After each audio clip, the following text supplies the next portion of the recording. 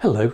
Sussex, land of the South Saxons, soon to be absorbed into Mercia and then Wessex, was the last of the Anglo-Saxon mini-kingdoms to resist Christianity. When St Wilfrid arrived in the early 680s, it's claimed he built a cathedral at Selsey, traditionally at a site known as the Park, now under water. Within a few years the see was combined with Winchester, but became independent again in 711. After the Norman Conquest, the see transferred to Chichester, where a new cathedral was built on the site of an Anglo-Saxon minster church. Two disastrous fires in the 12th century led to subsequent rebuilds, the story of which can be read in the architecture, with an early Gothic clerestory with pointed arches, above Romanesque round-headed arches, and an early Gothic retro choir and west end of the Lady Chapel. Adding a vaulted roof proved too much for the foundations. One of the problems facing Richard of Wyche, he was born in Droitwich in 1197, when he was nominated bishop in 1244 by Boniface, Archbishop of Canterbury, against the wishes of Henry III, who had his own candidate for the post. 2 years of wrangling followed, during which the king refused to allow Richard to take possession of his estates. An appeal to Pope Innocent IV resulted in Richard's consecration as bishop, but it took the threat of excommunication before Henry relented, during which time Richard often had to rely on charity for somewhere to stay and for food and drink. Once in post, Bishop Richard oversaw work to shore up the cathedral's unstable walls by beginning to add side chapels on either side of the nave. He was a reforming and popular bishop, self-disciplined and insistent on high standards from the clergy in his diocese. Richard died in 1253 on a preaching tour promoting the crusade.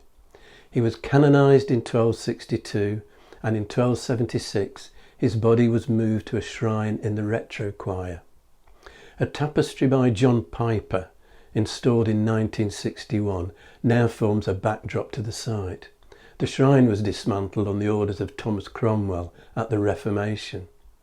Gifts from pilgrims visiting Richard's shrine helped fund the completion of the nave aisle side chapels, an extension to the Lady Chapel, new roofing and flying buttresses to further help stabilise the building.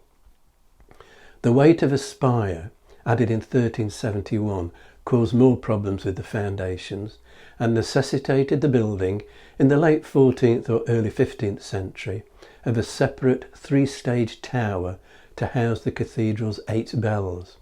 An octagonal lantern on the tower is supported by short flying buttresses. A detached bell tower at Salisbury was demolished in 1790, leaving Chichester as the only cathedral in England with a separate bell chamber. The spire collapsed and had to be replaced, along with the northwest tower in the 19th century.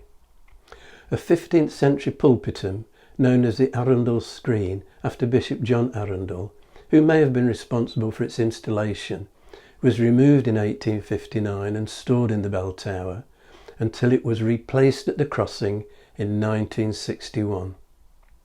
The 3-sided cloisters date from the 15th century. Robert Sherborne, appointed bishop in 1508, commissioned English Renaissance artist Lambert Barnard to decorate the cathedral walls with illustrations, foliage and uplifting quotations. After the Reformation, he was paid to paint over much of his work. One of his images shows King Chadwalla of Wessex in 686 confirming by charter the rights to land previously granted to St Wilfrid. During restoration work in 1829, 2 carved panels thought to be part of an early 12th century choir screen were found hidden behind stalls in the choir. Known as the Lazarus Panels, they depict scenes of the raising of Lazarus, as told in chapter 7 of St John's Gospel. They're now displayed behind glass in the south aisle of the choir. In the north choir aisle is a stunning window by Marc Chagall, commissioned by retiring Dean Walter Hussey in 1978. It was made by Chagall's longtime collaborator, Charles Mark of Reims. The subject is Psalm 150. O praise God in his holiness. Let everything that has breath praise the Lord.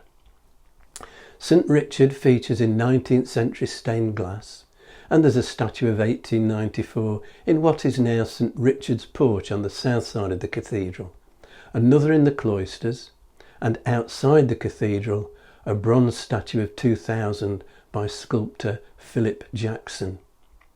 A bishop's palace still has a 13th century chapel from the time of St Richard. With its garden, the palace forms part of a complex with the late 14th century Vicar's College and the houses of the cathedral close alongside the cathedral. Next time, my topic will be Lincoln Cathedral. If you've enjoyed this video, hit the like and subscribe buttons and click on the notification bell to be informed when the next video is available, or you can subscribe by clicking on the rose window over my shoulder.